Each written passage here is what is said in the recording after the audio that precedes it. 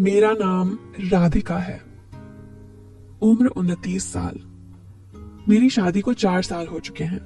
मेरा पति अर्जुन सेना में मेजर है, इसलिए साल में मुश्किल से 2-3 महीने ही घर आ पाते हैं।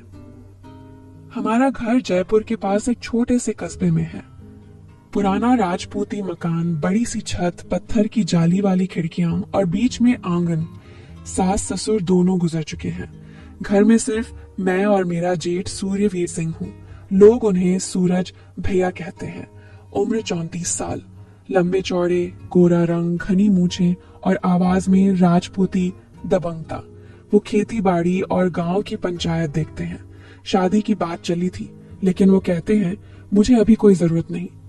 अर्जुन जब गए थे पिछली बार तो जाते वक्त बोले थे, राधिका, सूरज भैया का पूरा ख्याल रखना। वो मेरे बड़े भाई हैं, मेरे लिए पिता समान हैं।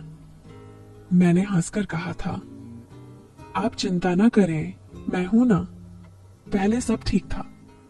सूरज भैया दिन भर खेतों में रहते, शाम को थके हारे आते, खाना खाते और अपने कमरे में चले जाते। मैं भी अपना काम देखती, लेकिन पिछले गर्मियों से कुछ अजीब सा होने लगा। एक शाम मैं छत पर कपड़े सुखा रही थी। सूरज भैया नीचे आंगन में घोड़ी को नहला रहे थे। मैंने ऊपर से आवाज दी, भैया खाना तैयार है। वो ऊपर देखकर मुस्कुराए। उनकी सफेद कुर्ती भीगी हुई थी, बदन से चिपकी हुई, चौड़ी छाती, मजबूत बाजुएं। मैंने नजरें फेर ली, लेकिन दिल की धड़कन तेज हो गई। उस दिन से मैंने नोटिस किया कि वो जब भी घर में होते हैं मेरी तरफ देखते जरूर हैं। आंखों में कुछ ऐसा था जो पहले कभी नहीं था। एक रात बिजली चली गई, गर्मी बहुत थी। मैं छत पर चारपाई डालकर लेटी थी। सूरज भैया भी ऊपर आ गए। बोले, राधिका, नीचे बहुत गर्मी है, यहाँ हवा अच्छी है। मैंने हंसकर कहा, आप भी लेट जाइए भैया, आपके लिए भी जगह है। वो मेरे पास वाली चारपाई पर लेट गए। चांद पूरा था, हवा धीरे धीरे चल रही थी। मैं साड़ी पेटीकोट में थी, पल्ला हवा से उड़ रहा था। मैंने ठीक करने की कोशिश की, लेकिन वो बार बार सरक जाता। सूरज भैया ने धीरे से कहा, राधिका तू बहुत सुंदर है, अर्जुन बहुत लकी है। मैं चुप रही। फिर बोले, जवान औरत का अकेलापन, मैं समझता हूँ। मैंने सिर घुमाकर उन्हें देखा। उनकी आंखें चमक रही थी। मैंने डरते डरते कहा, भैया आप क्या कह रहे हैं? वो उठकर मेरी चारपाई पर आ गए, मेरे बगल में बैठ गए। उनका हाथ मेरे हाथ पर था। बोले, राधिका, मैं तेरे लिए कुछ गलत नहीं सोचता, बस तुझे देखकर मन नहीं मानता। मैंने कुछ नहीं कहा, बस आंखें बंद कर ली। उस रात हमने वो सारी हदें पार कर दी जो एक जेठ और भाभी के बीच कभी नहीं पार होनी चाहिए। सुबह जब आंख खुली तो सूरज भैया मेरे बगल में थे। मैं रोने लगी। वो मुझे गले लगाकर बोले, राधिका, मैं जानता हूँ ये गलत है, लेकिन मैं तुझसे बहुत प्यार करता हूँ, बचपन से करता आया हूँ। जब तेरी शादी तय हुई थी ना, उस दिन से मन उदास था। मैं हैरान रह गई। बोली, भैया ये बात आपने पहले क्यों नहीं बताई? वो बोले, क्योंकि तू मेरे छोटे भाई की होने वाली थी।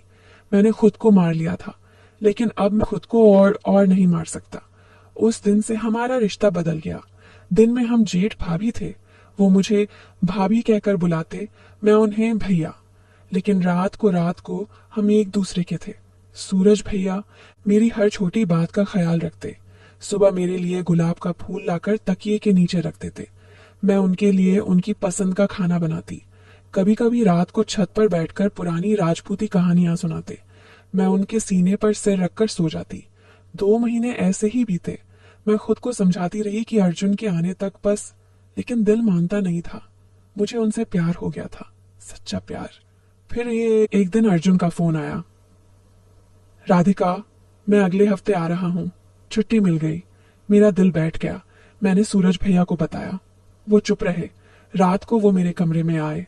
बोले, राधिका, अब हमें रुकना होगा।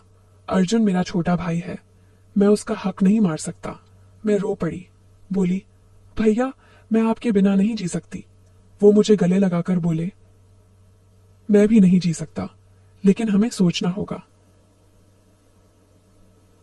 अर्जुन आए। मैंने सब कुछ सामान्य करने की पूरी कोशिश की। सूरज भैया भी दूर दूर रहने लगे, लेकिन आंखों से आंखें मिलती तो दोनों का दिल धड़क जाता। अर्जुन को कुछ शक नहीं हुआ, वो खुश थे। एक रात अर्जुन सो गए। मैं चुपके से सूरज भैया के कमरे में गई। वो जाग रहे थे।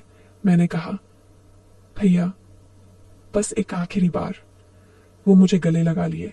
उस रात हमने फिर वही किया, लेकिन सुबह सूरज भैया ने मुझे बुलाया और कहा, राधिका, मैं फैसला कर लिया। मैं घर छोड़कर जा रहा हूँ।